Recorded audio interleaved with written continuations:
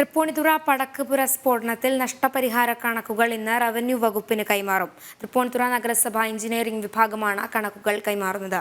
സ്ഫോടനത്തിൽ നഷ്ടപരിഹാരം ആവശ്യപ്പെട്ട് വീടുകൾ തകർന്നവർ ഹൈക്കോടതിയിൽ ഇന്ന് ഹർജി നൽകും.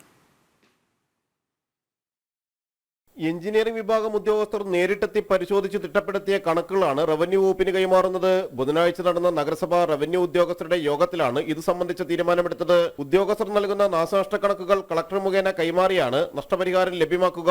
സ്ഫോടനത്തെ തുടർന്ന് 2 കിലോമീറ്റർ ചുറ്റളവിൽ കനത്ത നാശനഷ്ടങ്ങളുണ്ടായിരുന്നു. സ്ഫോടനം നടന്ന പ്രദേശത്തിന്റെ തൊട്ടടുത്ത വീടുകൾ പൂർണ്ണമായും മറ്റുള്ള വീടുകൾ ഭാഗികമായും തകർന്നിരുന്നു. കമ്മീഷനെ നിയോഗിച്ച് നഷ്ടപരിഹാരം കണക്കാക്കണമെന്നാണ് നാശനഷ്ടം സംഭവിച്ചവർ ആവശ്യപ്പെടുന്നത്.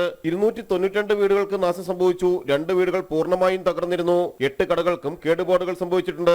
4 വീടുകൾ താമസയോഗ്യമല്ലെന്ന് തൃപ്പൂണിത്തുറ നഗരസഭ തന്നെ കണ്ടെത്തിയിരുന്നു. ബലക്ഷയം സംഭവിച്ച വീടുകൾ പരിശോധനയ്ക്ക് ശേഷം പൊളിച്ചു നീക്കുമെന്ന് മജിസ്ട്രേറ്റിൽ അന്വേഷണം നടത്തുന്ന സബ് കളക്ടർ കെ മീര അറിയിച്ചിട്ടുണ്ട്. സംഭവസ്ഥലം കെ മീര സന്ദർശിക്കുകയും നാശനഷ്ടങ്ങൾ സംഭവിച്ച വീടുകളുടെ ഉടമകളിൽ നിന്ന് വിവരങ്ങൾ ശേഖരിക്കുകയും ചെയ്തിരുന്നു. 2 ആഴ്ചക്കകം റിപ്പോർട്ട് നൽകും. ഇതിനൊപ്പം നഷ്ടപരിഹാരം ആവശ്യപ്പെട്ട് ഇന്ന് ഹൈക്കോടതിയിലും ഹർജി നൽകുന്നുണ്ട്. ദുരന്തത്തിന് ഇരയായവരാണ് ഹർജി നൽകുന്നത്. ഓരോരുത്തരും വെവ്വേറെ ഹർജികളാണ് നൽകുക. 50ഓളം ഹർജികളുണ്ടാകും. ജനം, കൊച്ചി.